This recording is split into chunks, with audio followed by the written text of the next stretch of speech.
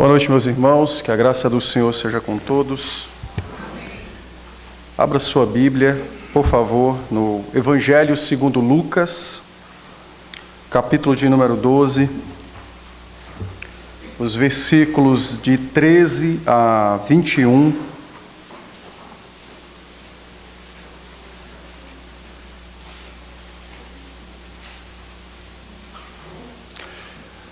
Lucas, capítulo de número 12, os versículos de 13 a 21.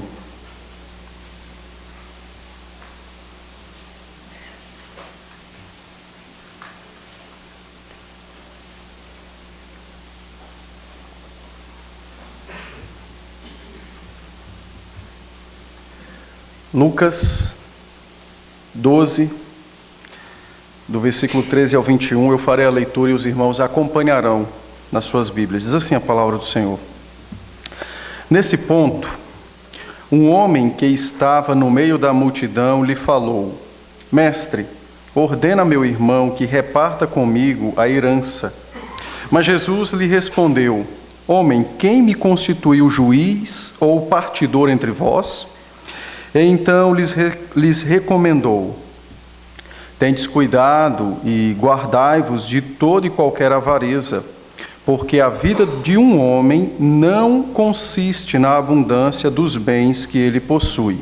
E lhes proferiu ainda uma parábola, dizendo: O campo de um homem rico produziu com abundância, e arrazoava consigo mesmo, dizendo: Que farei, pois não tenho onde recolher os meus frutos?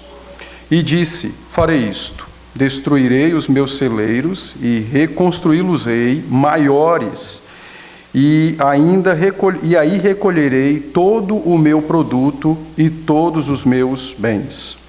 Então direi à minha alma: Tens em depósito muitos bens para muitos anos. Descansa, come, bebe e regala-te. Mas Deus lhe disse: Louco, esta noite te pedirão a tua alma, e o que tens preparado, para quem será? Assim é o que entesoura para si mesmo e não é rico para com Deus. Vamos orar? Senhor, dá-nos tua bênção nesse momento em que tomamos a sua palavra mais uma vez, mas agora com o propósito da pregação. Ensina-nos, corrige, exorta-nos, consola-nos, edifica, conforta, age segundo o teu querer, bem como também, ó Deus, segundo a necessidade de cada um de nós, para que nos tornemos cada vez mais parecidos com Cristo, teu Filho. Dá-nos tua bênção, então, e ser adorado por nós enquanto o Senhor mesmo, nesse instante, fala e edifica-nos por meio da tua palavra e pela ação do teu Espírito. Sei com esse teu servo, dá-me graça, que meus pecados, falhas e fraquezas não sejam impedimentos para que o teu povo te ouça. Então somente glorifica o teu Filho e edifica a tua igreja para a glória do Senhor mesmo, é que nós oramos em Cristo Jesus. Amém. Amém. Meus irmãos, qual é o sentido da vida? Bom, essa pergunta ela é velha, né?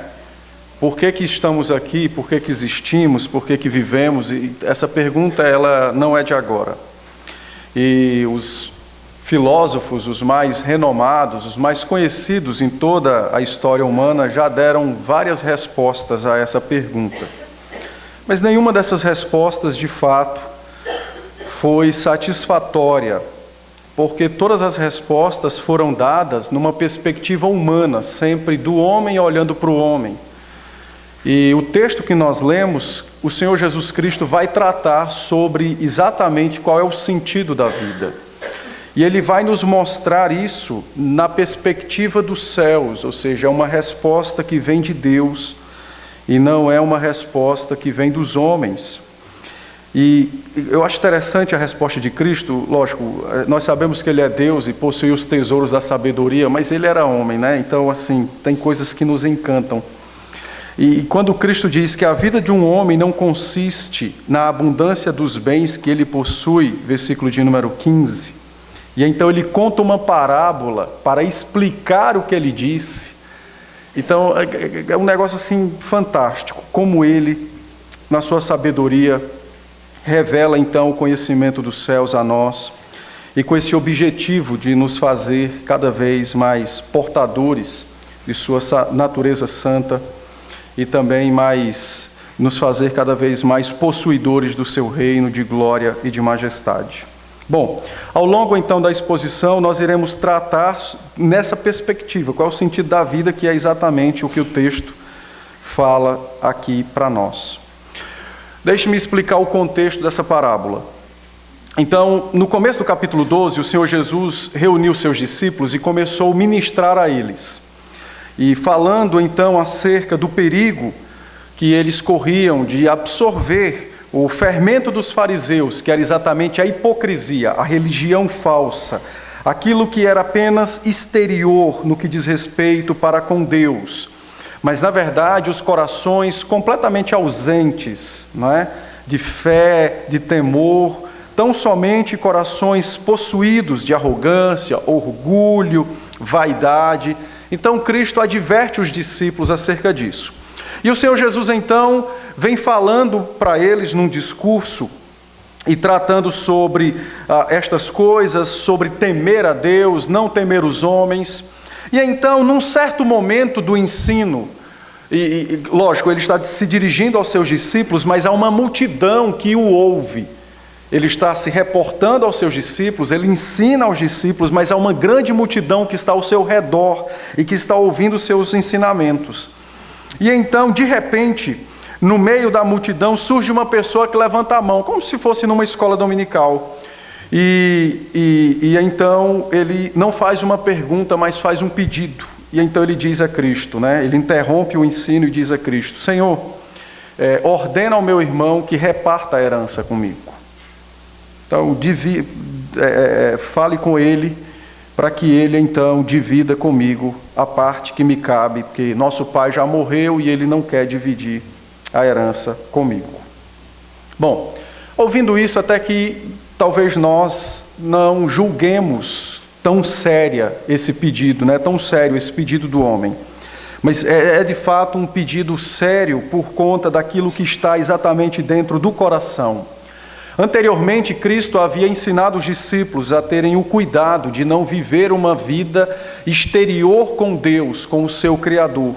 Agora, então, o próprio Deus proporciona, por meio desse indivíduo, um ambiente onde isso seria ensinado de modo mais profundo, mais prático e mais real.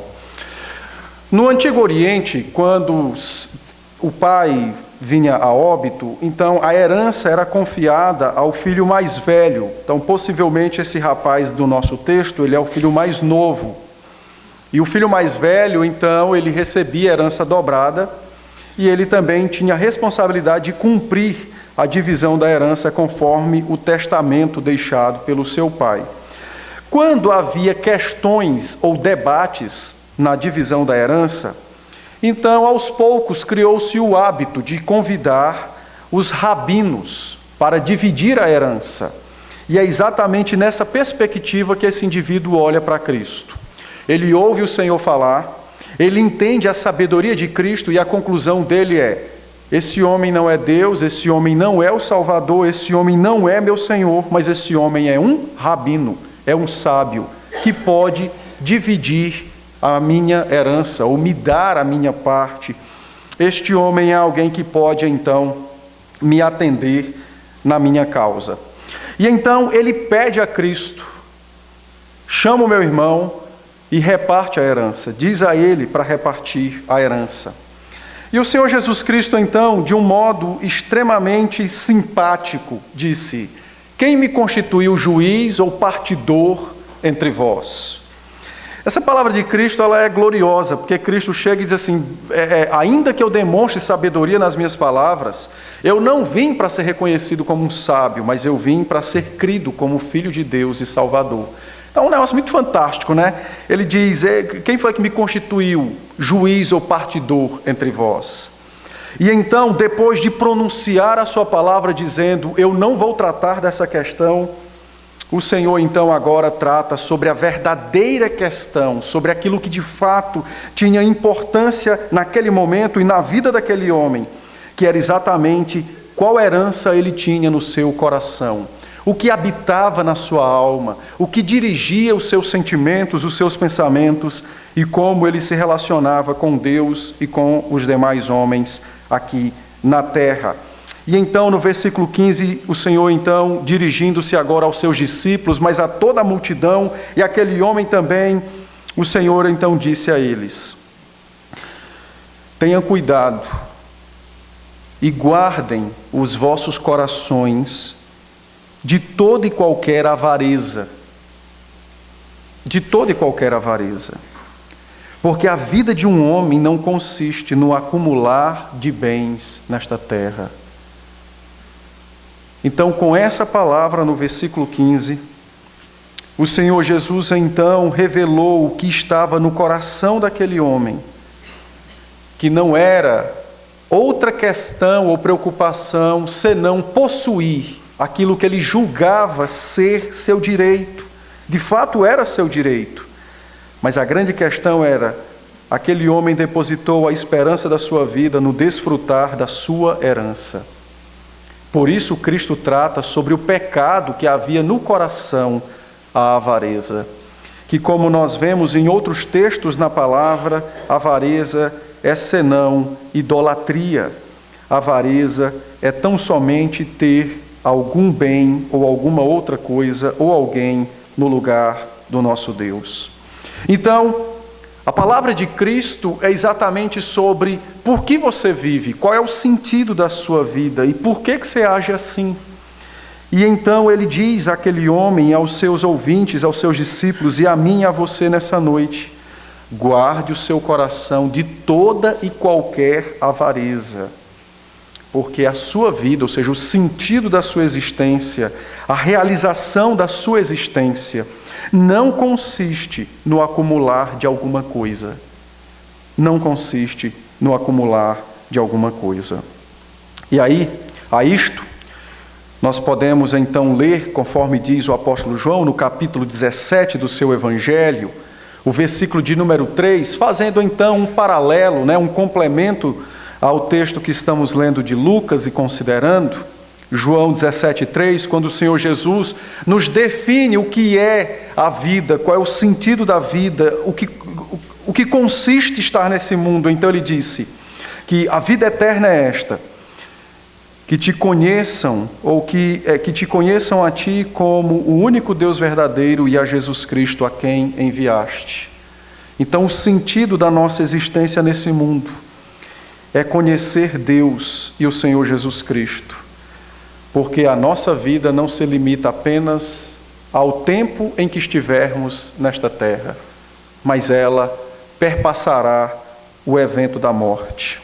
Então, o sentido da vida é exatamente conhecer e amar o meu Criador e o meu Redentor pelos séculos dos séculos sem fim, ou seja, é eu me relacionar com Ele, conforme diz o nosso breve catecismo, na primeira pergunta: qual é o propósito da minha existência, senão glorificar e gozar Deus para sempre. Então, diante desse contexto, diante dessa esfera, é que Jesus dirige-se àquele homem e diz: guarde o seu coração de ter outro Deus a quem você queira conhecer, amar e servir neste mundo e no porvir. Guarde o seu coração de ter outro Deus a quem de fato você queira pertencer. Guarde o seu coração dos deuses falsos, porque só há um verdadeiro, que é Deus, nosso Pai, o Pai do nosso Senhor Jesus Cristo e o próprio Cristo e o Santo Espírito.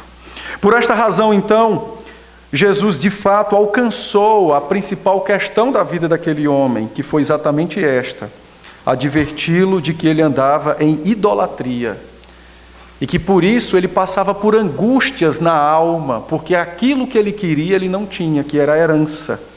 Não porque não fosse seu direito, mas é porque o coração dele foi posto naquilo, o amor dele foi posto naquilo, a esperança dele foi colocada naquilo. E por não possuir isso, então, sua vida parecia não ter sentido. Por isso, então, o Senhor diz: acautelai-vos, guarde o seu coração da idolatria, de qualquer avareza. E é interessante essa palavra qualquer avareza, porque Cristo abrange não apenas o dinheiro, apesar dele contar a parábola que trata sobre o dinheiro, mas é possível termos avareza por outras coisas. É possível sermos avarentos, ou seja, idólatras da beleza física, e então você tem os problemas da bulimia, da anorexia e de outras questões relacionadas à beleza, à estética. É possível sermos avarentos, idólatras de nosso próprio nome e honra, e então podemos agir como Saul naquela guerra, quando se viu cercado pelos filisteus. Ao invés de confiar em Deus para se salvar, ele preferiu tirar sua vida do que ser ferido por um incircunciso filisteu. Podemos ter diversas avarezas, idolatrias. Podemos fazer de nossos filhos, nossos cônjuges, nosso trabalho, nosso pouco ou nosso muito, o nosso Deus, o nosso ídolo, e então sermos achados como avarentos. J.C. Halley nos diz algo muito fantástico. Eu pouco cito o nome de pessoas, os irmãos sabem disso, eu não gosto de fazer isso. Eu só cito quando realmente não posso fazer o contrário. Mas ele disse algo muito interessante que eu preciso mencionar. Ele disse o seguinte: não deveríamos perder tempo procurando ou tentando determinar especificamente quais são os pecados mais comuns da vida humana, ou os pecados mais cometidos no mundo, olhando para esse texto de Lucas 12:15. Mas ele disse: o correto é, não existe nenhum outro pecado no mundo ao qual o coração do homem seja mais disposto, mais propenso do que a avareza, a idolatria. Então, não devemos perder tempo. Podemos fazer isso a fim de nossa edificação pessoal, mas não deveríamos gastar tanto tempo tentando investigar minuciosamente todos os pecados, os mais comuns cometidos na face da terra.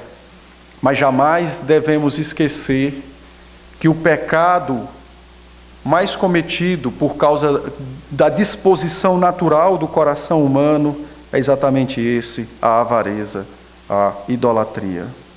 E então, diante disso, o Senhor Jesus Cristo conta-nos uma parábola.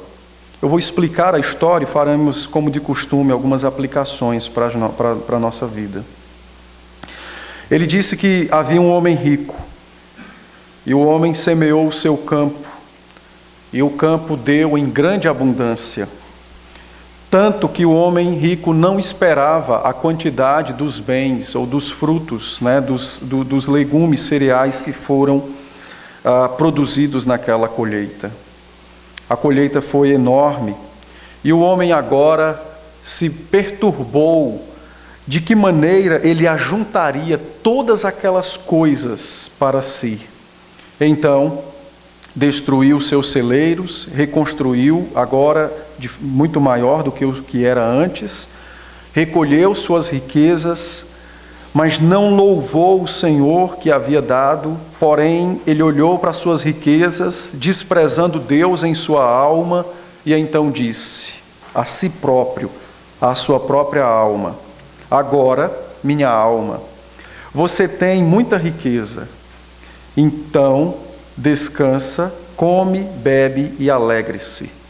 De fato, você alcançou agora o sentido da sua existência. O homem disse a si próprio. Entretanto, o Senhor Jesus nos conta que Deus, do seu alto e sublime trono, pronunciou um veredito contra aquele homem.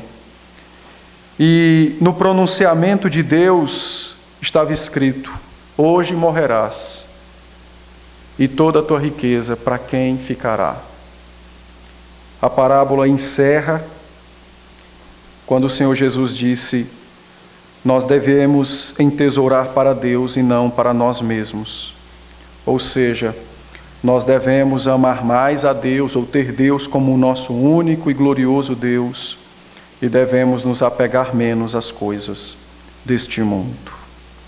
Então, ele conta a parábola a fim de trazer um ensino de forma mais palpável dentro daquilo que nós mencionamos e explicamos no versículo 15, sobre o pecado da avareza, da idolatria, como sentido da vida.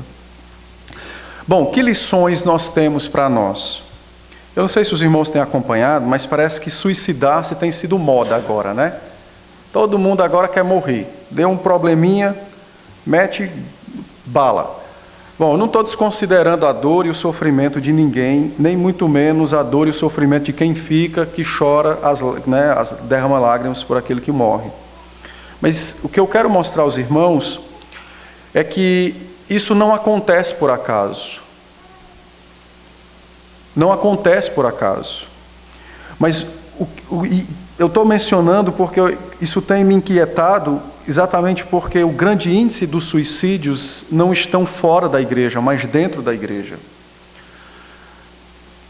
Eu estou num grupo de WhatsApp onde tem alguns colegas de todas as partes, todas as regiões do país. E vira e mexe alguém comenta que na igreja dele alguém tentou se matar, um conseguiu, outro não. É um casal que divorciou-se, às vezes era um novo, outras vezes era uma pessoa idosa. Parece que as coisas estão de perna para o ar, então por que isso acontece? Bom, eu creio que estas coisas acontecem exatamente quando nós deixamos ou entregamos nosso coração à avareza, à idolatria. E então agora um Deus que não é o Deus bíblico começa a dirigir a minha vida. E então, quando esse Deus que não é bíblico dirige a minha vida, o sentido da minha vida agora começa a se perder. E então minha confiança, minha esperança, minha alegria, minha segurança está colocada ou são colocadas em alguém que pode ser o meu emprego, que pode ser o meu sucesso no ministério, como pastores que têm muitos se suicidado, nas mais variadas questões. Então, isso acontece quando o nosso coração muda de lugar, quando ele deixa de estar aos pés da cruz e passa a estar aos pés dos homens ou de alguma coisa nessa terra. Perceba comigo, e essa é a primeira lição que o texto nos ensina dentro da parábola. O Senhor Jesus disse que o campo de um homem produziu com abundância. Isso é um negócio fantástico, porque a terra produziu sozinha. O sujeito do negócio não foi o homem que semeou, o texto nem fala dele trabalhar, o texto diz que o campo produziu por si só. Isso é uma coisa extremamente magnífica, porque o Senhor Jesus Cristo está mostrando àquele homem e a nós também, exatamente que a riqueza que é dada na terra, ela não vem propriamente do trabalho da nossa mão, mas alguém me deu. Alguém me deu. Porque exatamente da mesma maneira que se nasce nu, assim também parte deste mundo. Mas os dias que se passam nessa terra, ainda que hajam bens, ainda que haja diversas outras coisas, mas isso é dado. Isso não é alcançado. Eu não estou desconsiderando o trabalho, não estou desconsiderando a diligência, a administração, nem a inteligência. Não é isso que eu estou falando, eu estou dizendo que isso é dado. Isso nos é dado. Se nenhum de nós tem problema mental, não é porque nós cuidamos do nosso cérebro, foi alguém que preservou ele, desde a formação do ventre. E é alguém que o mantém ali saudável, mesmo com todos os impactos que a vida gera. Então isso não sou eu, não é minha mão que mexe lá nesse lugar. Mas é o Senhor. É o Senhor quem me dá. Ele tem instrumentos para fazer isso, então Ele me dá inteligência, Ele me dá habilidades, Ele me dá forças, Ele me dá saúde, mas isso é Ele que me dá. Observa que quando o Senhor Jesus contrapõe o desejo daquele homem, ele diz: Senhor, ordena ao meu irmão que divida a herança, é minha parte, eu tenho ela por direito. Cristo chega então, diz: um homem tinha um campo, e o campo por si só deu milhões de coisas. Era exatamente para fazer com que aquele homem tomasse consciência de que o sentido da vida não é ter as coisas, não é possuir coisas, ainda que se possua, o sentido não é amar estas coisas. Mas, na verdade, o sentido da vida é ter e amar o Senhor acima de todas as coisas. Perceba que o homem da parábola, ele recebeu a colheita do campo, como o homem do começo do texto recebeu a herança. Ele não trabalhou para produzir a herança, isso foi dado a ele. Mas ele amou isso mais do que a Deus, e a sua vida passou a ser então agora o desfrutar daquilo. Então, a primeira coisa que o texto me ensina é exatamente isso, essa dependência para com o Senhor. E por isso que a idolatria, a avareza, é um pecado terrível e que tem e provoca consequências enormes na nossa vida. Consequências como estas que nós temos visto aí nos jornais e no Facebook aí, de pessoas, e eu não vou entrar no mérito se são salvas ou não, mas pessoas que conhecem a Bíblia, pessoas que oravam, pessoas que estavam na igreja, mas por alguma razão não encontraram mais sentido em estar nessa terra. Por alguma razão, o desespero, a desilusão, a falta de esperança foram maiores do que as promessas de Cristo para essa pessoa. E isso pode acontecer conosco, se nós não tomarmos o conselho de Cristo para nós, e se não vigiarmos e se não guardarmos o nosso coração de qualquer avareza ou idolatria. Nós precisamos pensar nisso, porque dia após dia somos encontrados, na nossa vida por estas coisas. Se nosso coração não estiver plenamente com o Senhor, então nós poderemos trocá-lo ou tentar tornar a minha fé híbrida, e isso me trará prejuízo sem fins.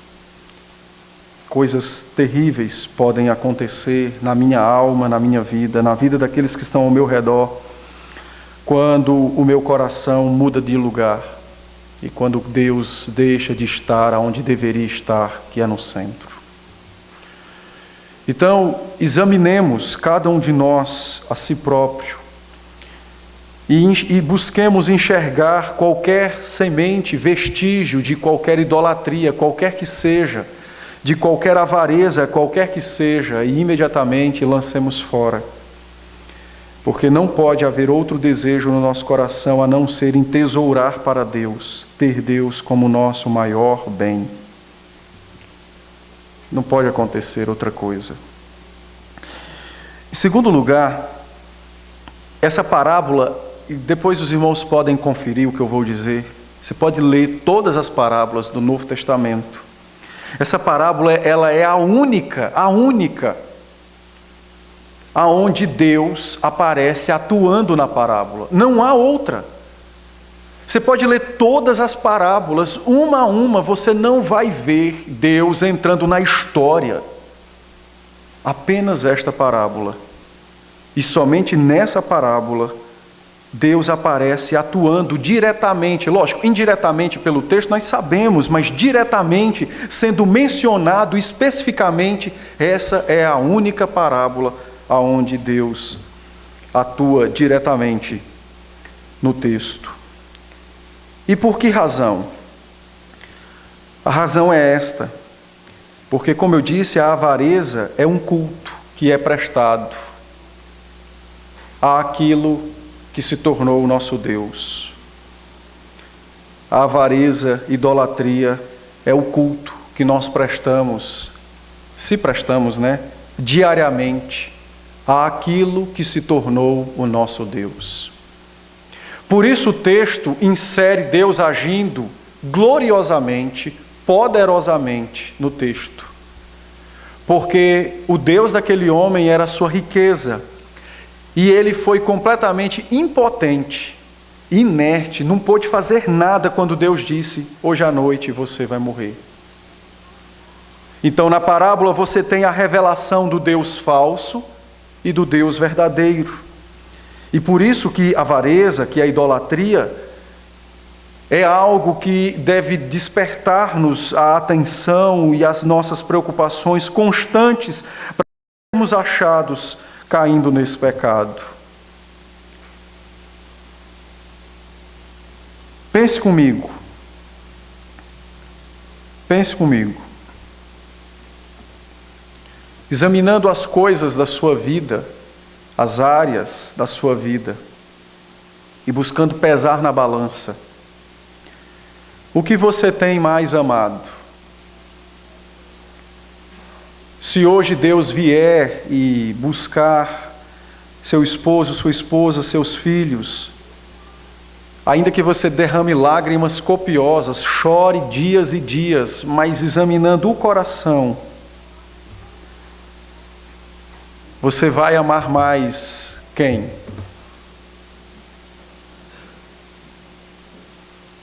Nós precisamos pensar sobre isso, porque podemos passar por isso. Junto do amor tem a devoção, que é o serviço. A quem buscamos servir mais? E quando eu falo de serviço, não é apenas daquilo que se faz exteriormente, mas é exatamente daquilo que se processa com o coração, com a alma. Ainda que nós não estejamos na igreja formalmente na segunda, terça, quinta, até sábado, mas de fato, tudo que eu faço buscando servir ao meu Deus, ou eu faço dissociado dele e busco servir ao meu outro Deus? Sabe como é o nome disso? Dessa devoção? Isso aqui chama-se dedicação. Razão de esperança. Por que que eu faço o que eu faço? Entra na ideia da devoção. Entra na questão do serviço e da devoção. As pessoas muitas vezes, por não compreender isso, então elas nutrem em seus corações falsos deuses e são devotos dos seus falsos deuses, porque servem aos seus falsos deuses. Ora, quando nós alimentamos expectativas erradas, ou quando nós deixamos de alimentar a expectativa correta do reino dos céus, isso é um sinal de que a nossa devoção está ou errada ou caminhando em caminhos errados. Porque tem alguma coisa ocupando a minha atenção, ocupando a minha esperança. É bem verdade, por exemplo, nos dias de crise, todo mundo deseja dias melhores para o país. Mas também é bem verdade que nos dias bons, todo mundo deseja que aqueles dias nunca terminem, nunca cheguem ao fim. E aí vem uma simples pergunta: e onde fica o céu nos dias bons e nos dias ruins, no coração dos crentes? Porque quando os dias estão ruins, é verdade, queremos que haja mudança até que Deus volte, Cristo volte. Mas quando os dias estão bons, não queremos que Ele volte, ou seja, a nossa devoção, a nossa esperança, o nosso sentido de fato de querer algo não era Cristo, era tão somente uma melhora temporária e terrena. Por isso então Deus age na parábola, porque a avareza se manifesta de várias maneiras. Quando eu amo algo mais do que a Deus, quando eu me devoto a algo mais do que a Deus, você já deve ter ouvido pessoas dizer: sem tal coisa eu não vivo. Às vezes a gente diz isso da boca para fora, mas no fundo, esse dizer da boca para fora tem algum tipo de raiz lá dentro do coração. Não poderíamos dizer isso. Deveríamos dizer: sem Cristo eu não vivo. Mas observe que quando nós consideramos, por exemplo, quem sabe Deus nos escolha experimentar as mesmas coisas que Jó, por exemplo, perdermos saúde, famílias, os bens. Considere você perdendo estas coisas, como é que seria a sua vida? Você diria em lágrimas, em dores, em choro profundo e copioso, você diria, eu ainda tenho Cristo? Ou você esqueceria de Cristo e diria, me falta aquilo, me falta isso, me falta aquilo, me falta o outro, então minha vida não está completa, ou seja, eu não tenho de fato uma vida, não é? Veja, essas coisas não são fáceis, mas os crentes precisam estar preparadas para elas, porque elas podem acontecer conosco. Devoção, culto, né? Vida, viver para estas coisas. Então, essa é a primeira parábola e a única aonde, de fato, Cristo nos mostra o Deus verdadeiro e o Deus falso. E o propósito é exatamente de nos lembrar que não há outro a não ser o nosso Deus, que deve ser o centro do nosso amor, da nossa devoção, do nosso culto e da nossa vida. Todas as outras coisas, os bens, a família, a saúde, o lar que temos, todas elas são boas e devemos buscar, honrar, cuidar. Mas estas coisas não podem ser a fonte de nossa segurança, de nossa alegria, de nossa esperança. Não podem ser estas coisas. Apenas o Deus verdadeiro pode de fato ser a nossa segurança. Observe, por exemplo, comigo, quando o texto diz no final dos versículos 19 e 20, né? O homem, ele pronuncia a si próprio algo que às vezes nós também fazemos, não é? Tem pessoas, por exemplo, que se matam para passar nos concursos, porque aí sim eles estarão estáveis na sua vida financeira. Aí Deus traz uma doença e o cara não pode nem assumir o concurso, não é? Mas às vezes nós cometemos esse pecado. Olha o verso 19 comigo. O cara juntou os seus bens e então ele disse, então direi à minha alma, ou seja, é algo que é dito para si próprio, é a crença, é de fato uma afirmação de fé dele.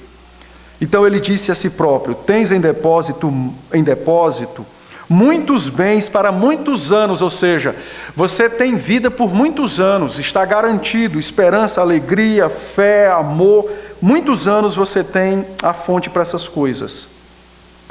Então agora descansa, come, bebe e regala-te, que é alegra-se, né?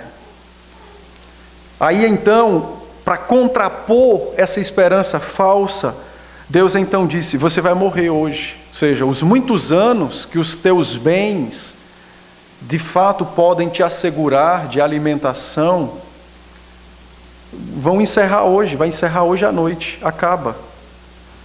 Quando Deus faz isso, Ele mostra ao homem a incerteza e a fragilidade da vida. Mas muitas vezes nós nos esquecemos disso, da fragilidade da nossa vida, da incerteza dos nossos dias. E por isso então voltamos ao verso 15, a ideia da avareza, que é idolatria. A confiança, a esperança, a segurança, a alegria é posta em algo passageiro, em algo fútil, em algo frágil, como nesse caso do texto, os bens e a riqueza. Deus então lembra aquele homem a incerteza e a fragilidade da vida. O centro da palavra de Deus, o centro do pronunciamento, do veredito de Deus para aquele homem foi exatamente esse: não confie nas coisas que não se podem confiar. Não confie nas coisas que não são dignas de confiança. Não repouse o seu coração naquilo que passa, como você também vai passar. Não coloque sua esperança naquilo que vai passar. Mas, na verdade, você precisa colocar sua esperança, seu coração, sua fé, sua vida naquilo que dura eternamente. Naquilo que nunca vai deixar de existir. Ou melhor dizendo, naquele, que é o nosso Deus. O apóstolo Paulo, escrevendo aos Colossenses, no capítulo 3, os versos de 1 a 4, os irmãos podem ler depois, Paulo diz: meus irmãos, busquem as coisas lá do alto, onde Cristo vive, porque são estas coisas que nunca vão passar. Mas as coisas desta terra todas vão passar. É a nossa idade que passa, é o vigor físico que passa, é a beleza física que passa, tudo vai passar. Até o ouro e a prata vão passar. Somente o Senhor não vai passar. E então nosso coração deve confiar somente nele e nele. Pense comigo, por exemplo, quando esse entendimento fica cada vez mais forte dentro de nós, cria raízes profundas como uma árvore no nosso coração. Como nós, quando Deus nos trouxer as aflições da morte de um parente, como nós vamos sofrer de uma maneira diferente, não é? Como nós vamos passar por esse sofrimento, entendendo que aquele relacionamento de fato teria um fim. Mas eu tenho um relacionamento com alguém que nunca vai ter fim, que é com o meu Deus, com o meu Cristo. Então veja que ainda que nós choremos a morte de um filho, da esposa, de um pai, de um marido, mas essa dor, ela vai ser diminuída, ela vai ser amenizada, ela vai ser quase que encapsulada com essa certeza de que há um único relacionamento que nunca vai passar, que não vai ter fim, que é o meu relacionamento com o meu Deus, com o meu Salvador. Agora pense comigo quando nós não entendemos esta verdade, e quando nos esquecemos da fragilidade da nossa vida, e das incertezas da nossa vida, e cultivamos uma esperança falha, como este homem, que vamos viver 100, 200, 300 anos com nossos filhos, nossas esposas, nossos maridos, nossos pais, e de repente Deus tira um deles. Olha o tamanho da aflição e da dor que será. Não é? Veja, a palavra não está querendo nos conduzir à insensibilidade, não é isso. O que a palavra está nos conduzindo, o que Cristo está nos ensinando é a não nos esquecermos da realidade da nossa existência. Nós vivemos num mundo caído e nossos dias nessa terra são poucos e são frágeis. A qualquer momento eles podem chegar ao seu fim. Então temos que considerar estas coisas. Temos que considerar estas coisas para não pecar contra o nosso Deus e para não deixarmos de amar aqueles que o Senhor tem nos dado a possibilidade de amar como a nós mesmos, segundo o mandamento, no momento em que Ele nos permitir estar com esses. Isso muda, a nossa perspectiva, de amar o nosso próximo, amar nossa esposa, amar nossos filhos, porque não há garantias de que amanhã de manhã eu despertarei com eles, nem eu e nem eles, não há garantias. Então, esse momento que eu tenho agora, Deus me dá para que eu ame o Senhor acima de todas as coisas, e para que eu possa amá-los de um modo verdadeiro, intenso e real. Isso é um negócio interessante, Somente a palavra faz isso, somente Cristo faz isso, não é? Então, o Senhor nos revela um Deus falso e um Deus verdadeiro por meio da parábola. E Ele faz isso ensinando-nos a fragilidade e a incerteza da vida. O apóstolo Pedro, escrevendo na sua primeira carta, os versos de 3 a 5 do capítulo 1, Pedro nos diz algo extremamente sublime. Eu vou ler esse texto para os irmãos. A primeira carta de Pedro, capítulo 1, os versos de 3 a 5. O apóstolo Pedro diz assim, bendito Deus e Pai. 1 Pedro 1, 3 a 5. Bendito Deus e Pai de nosso Senhor Jesus Cristo, que segundo a sua muita misericórdia nos regenerou para uma viva esperança, mediante a ressurreição de Jesus Cristo dentre os mortos, para uma herança incorruptível, ou seja, ela jamais vai envelhecer ou sofrer corrosão, nunca vai diminuir o seu esplendor, para uma herança que é sem mácula, ela jamais poderá ser manchada, o seu brilho, a sua glória nunca vai diminuir. Para uma herança que é imacessível, nunca vai envelhecer, vai sempre permanecer a mesma, né? Ou seja, se nós passarmos 10.000 anos no céu, será como o primeiro dia em que lá chegamos. E ele então diz, reservada para vós outros, reservada para vós outros. Vós que sois guiados, verso 5, pelo poder de Deus mediante a fé, para a salvação preparada para revelar-se no último tempo. Então a palavra de Pedro àqueles irmãos foi exatamente mostrando a eles qual é de fato a viva esperança, o sentido, a razão da nossa vida.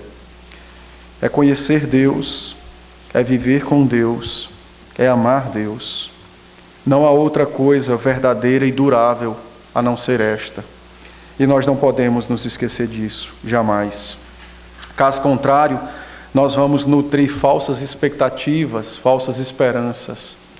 E então, quando nos encontrarmos com a dura realidade, porém com o coração ferido e machucado pelas falsas expectativas, então o desespero pode tomar conta. E aí podemos entender por que alguém planeja e pensa, né, que morrer é a melhor parte naquele momento, né?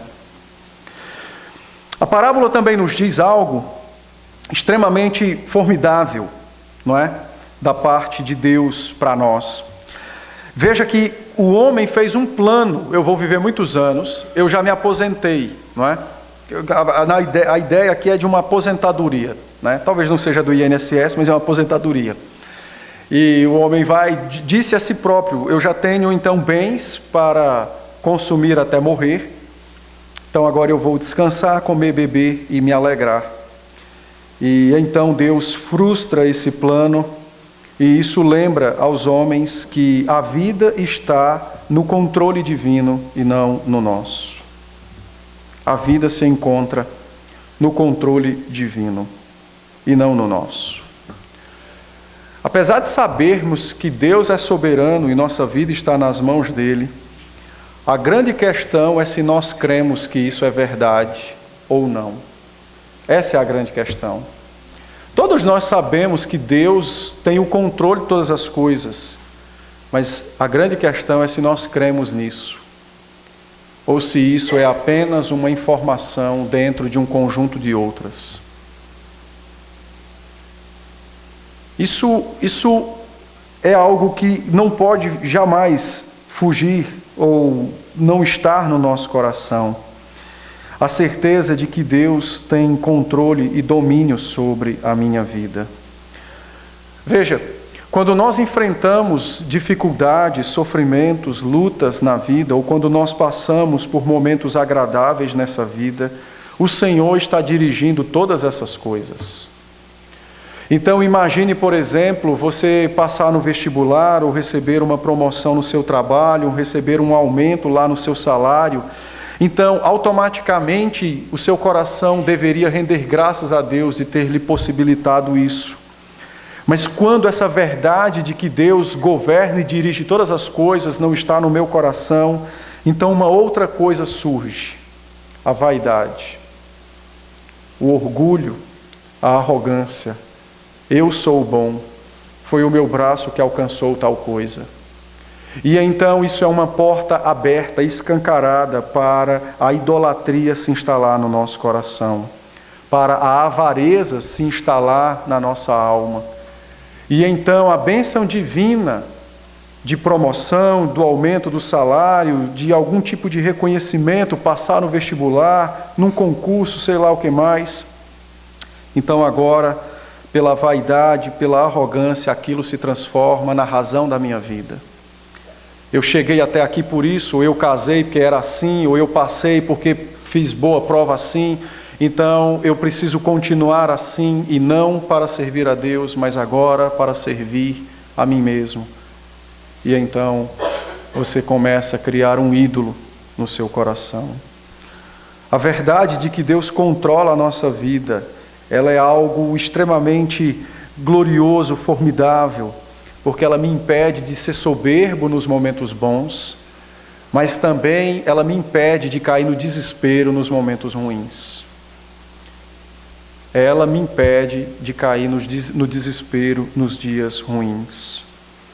Deus controla então a nossa vida, e foi isso que o Senhor quis dizer àquele homem, e é isso que o Senhor diz a nós nos dias de hoje. Nós estamos hoje vivendo uma época extremamente acelerada, com uma enxurrada de informações e uma dependência de certas coisas. E quando muitas delas nos faltam, então nossa vida parece que sai do eixo, perde o sentido, não há mais por que continuar. É assim com mães que desejavam ter um filho loucamente, faz inseminação, gastam rios de dinheiro, o negócio não dá certo. E então preferem se entregar ao sofrimento.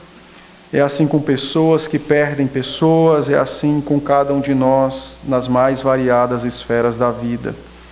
Então a parábola nos ensina que Deus tem domínio sobre todas as coisas. Ainda que nós queiramos gerenciar os nossos dias, mas na verdade é o Senhor quem gerencia cada um deles. E isso não pode jamais fugir do nosso coração, porque senão eu vou começar a criar ídolos. Perceba como essa verdade de que Deus é soberano, ela é algo tão claro no texto e que muitas vezes nós nos esquecemos. Observe que o homem disse na parábola que ele ia viver muito porque tinha dinheiro. E então Deus disse a ele: hoje à noite eu vou confiscar aquilo que um dia eu te dei, a alma, a vida. Ou seja, até a própria existência ela é experimentada em caráter de comodato, de empréstimo. Porque no dia que o verdadeiro possuidor quiser, ele então toma para si. Ele toma para si. E então a parábola nos mostra que aquele homem que construiu um Deus falso para si, foi humilhado de tal sorte que a sua própria vida, a sua própria alma, não era dele, mas apenas lhe foi dada por um momento. Um belo dia, o verdadeiro proprietário requereu, e nada pôde ser feito em contrário. Então, essa verdade da soberania divina, ela precisa ficar dia após dia mais nítida na minha alma, na minha mente.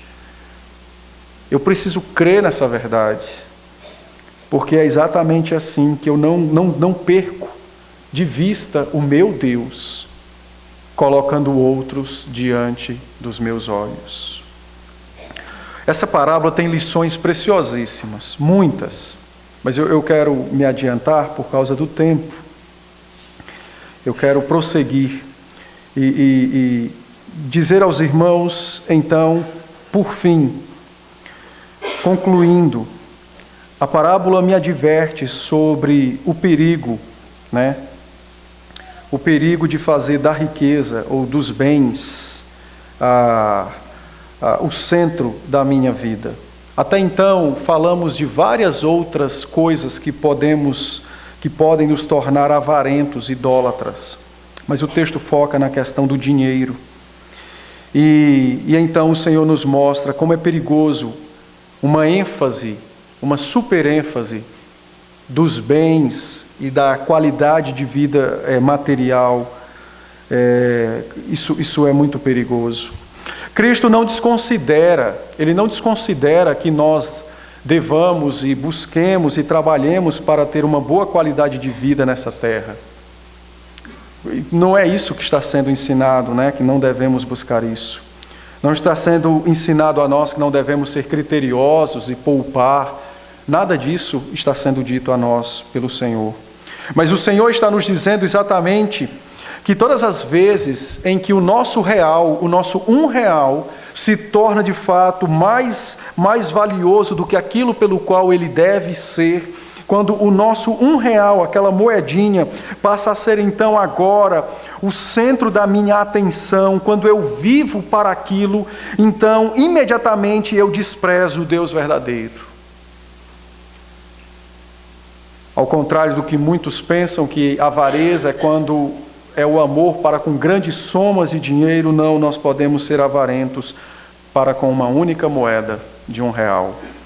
Porque o que caracteriza a avareza não é a quantidade, não é o ídolo, mas é exatamente o amor que dedicamos a isso. É o culto que prestamos a isso, é a devoção que prestamos a isso. É fazer daquilo o centro da nossa vida.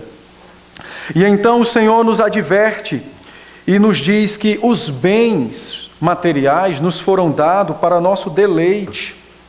Os bens nos foram dados para nos servir. Mas todas as vezes que inverte a posição e nós servimos aos nossos bens, então você tem avareza, idolatria. E assim com todas as outras coisas.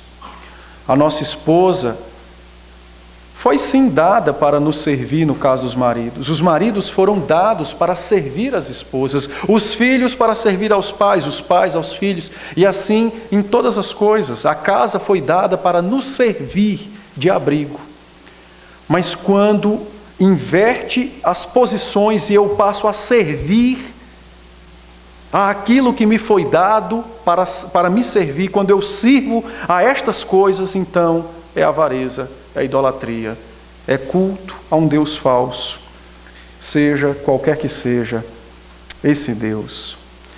Quando eu começo a adorar e a amar, então os meus bens, então é sinal de que o meu coração começou a desprezar o Senhor, começou então a desconsiderar o Senhor.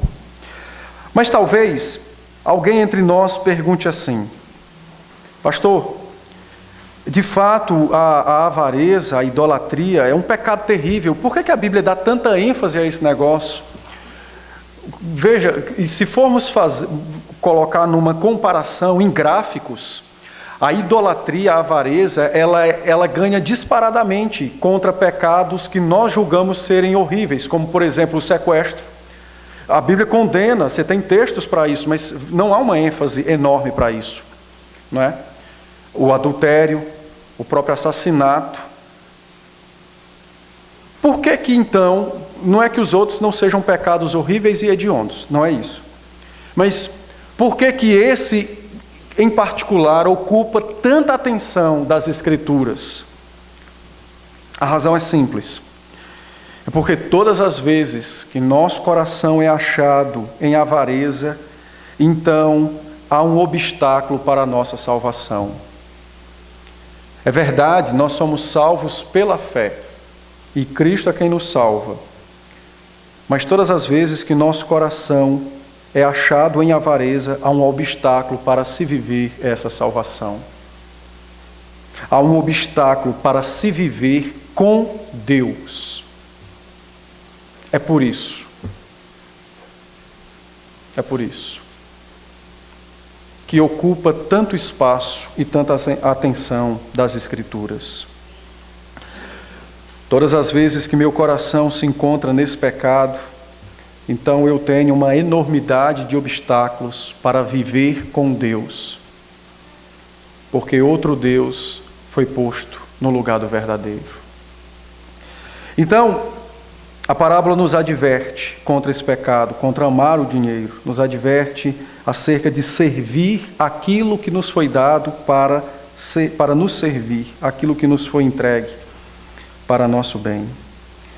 Que o Senhor seja conosco então, e nos ajude a fazer como Cristo nos disse no último versículo do texto, a não sermos encontrados nesta terra e nesta vida entesourando para nós mesmos, mas a sermos encontrados entesourando para o Senhor.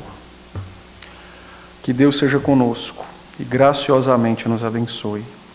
Vamos orar?